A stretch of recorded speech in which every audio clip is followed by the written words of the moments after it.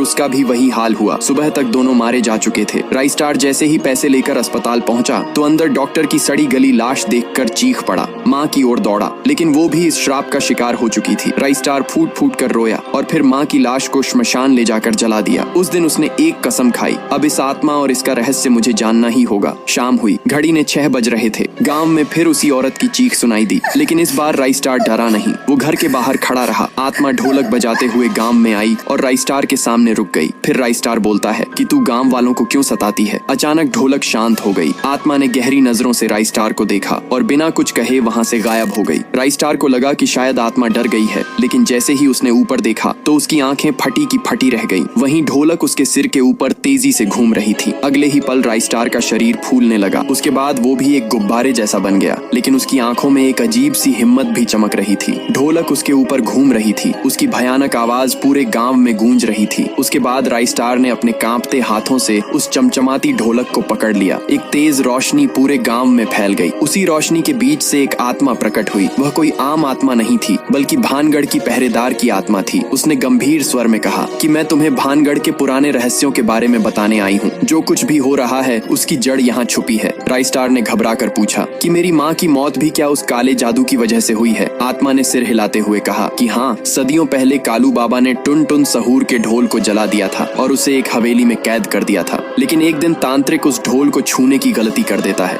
देखते ही देखते ढोलक के अंदर जान आ गई और तांत्रिक का शरीर फूलने लगा। वो वहीं मारा गया। उस ढोलक से एक रोशनी निकलने लगी। उसमें से 3 ढोलक बाहर आए जो अब गांव में तांडव मचा रहे हैं। राइस्टार ने सवाल किया कि क्या मैं इस ढोलक को खत्म कर सकता हूँ? हाँ, लेकिन तुम्हें उस हवेली में जाना होगा जो गांव के बाहर घने जंगल के बीचों बीच खड़ी है। वहाँ छुपा है इस ढोलक का राज, लेकिन सावधान रहो, वहाँ अंधेरा, गहरा और खतरा भी अधिक है। राइस्टार ने मन में ठान लिया कि वो अपनी माँ और गांव को इस भयानक श्राप से जरूर बचाएगा। अगले दिन राइस्टार ने अपनी यात्रा शुरू की। गांव वाले डर के मारे उसकी मदद नहीं कर पाए, पर राइस्टार अकेला ही भूतिया हवेली की ओर बढ़ा, घने पेड़ों के बीच से गुजरते हुए। तभी अचानक वहीं टूटी फूटी हवेली दिखाई देने लगी। हवेली की खिड़कियां टूटी हुई थीं और दीवारों पर पुरानी लकीरें और अजीब चित्र बने हुए थे। फिर जैसे ही राइस्टार हवेली के अंदर गया तो उसे लगा जैसे कोई उसकी हर चाल पर नजर रख रहा हो। हवेली के अंदर एक पुराना ढोलक रखा था जो कमरे के बीचों बीच चमक रहा था। वो वही ढोलक था जो पूरे गाँव को शापित कर रहा था। राइस्टार ने गहरी सांस ली और उस ढोलक को छू लिया। अचानक एक गूंजती आवाज आई, केवल वो ही इस जादू